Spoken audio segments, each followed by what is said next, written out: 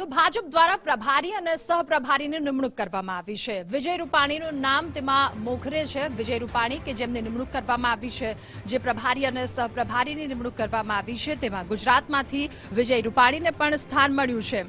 વિજય રૂપાણીને તેમાં સ્થાન મળ્યું। પંજાબના પ્રભારી વિજય રૂપાણી બન્યા છે। જે ભાજપ દ્વારા પ્રભારી અને સહપ્રભારીની નિમણૂક કરવામાં આવી, તેમાં વિનોદ તાવડે પણ બિહારના પ્રભારી બન્યા। વિજય રૂપાણી પંજાબના પ્રભારી, સતીશ પુનિયાને હરિયાણાની જવાબદારી સોંપવામાં આવી છે, ત્યારે હિમાચલના પ્રભારી શ્રીકાંત શર્મા બન્યા છે।